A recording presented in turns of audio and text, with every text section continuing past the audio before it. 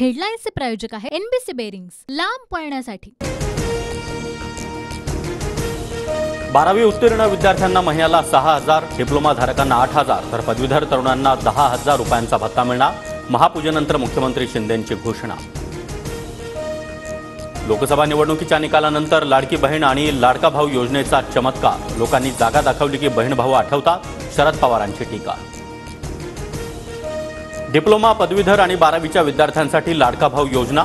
मग 10वी पास झाल्यानं काय करायचं? तरुण पोरांना मंत्रालयामध्ये काम करण्याची संधी द्या, आव्हाडांची मागणी।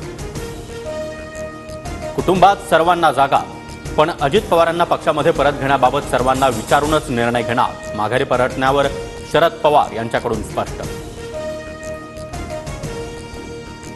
छगन भुजबळांच्या बारामती आणि बीडमधील भाषणांमध्ये माझ्याविषयी आस्था दिसली, शरद पवारांचा चकटोला। जरांगे हाकेंसोबत काय चर्चा झाली, राज्यकर्त्यांनी आधी सांगावी, मग काय मार्ग काढता येईल ते बघू। आरक्षणावरून शरद पवार यांचं आवाहन।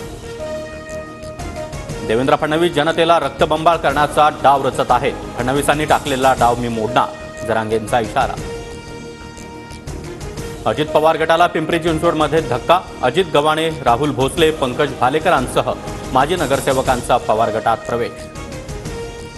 ज्यांना तिकीट मिळणार नाही ते पक्ष बदलत असतात, पिंपरी चिंचवडमधील पदाधिकाऱ्यांच्या राजीनाम्यावरून हसन मुश्रीफ यांची प्रतिक्रिया।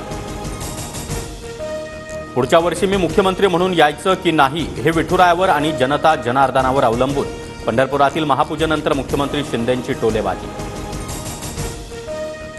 बळीराजाला कष्टकऱ्याला चांगले दिवस येऊ दे, आपलं राज्य सुजलाम सुफलाम होऊ दे, जनतेला चांगले दिवस येऊ दे, मुख्यमंत्री शिंदेंचं विठुराया चरणी साकडं। महाराष्ट्र अचानक सत्ता आणि पैसा हेच स्वप्न उराशी बाळगणाऱ्यांच्या नादी लागून इतका कसा विस्कटत चाललाय। राज्यामध्ये पसरत चाललेलं जातीपातीचं विष समूळ नष्ट कर, राज ठाकरे यांचं विठ्ठलाला साकडं। राज ठाकरे 2-4 महिन्यातून एकदा जागे होतात आणि टिप्पणी करतात। राज ठाकरेंच्या ट्विटनंतर शरद पवार यांचा टोला।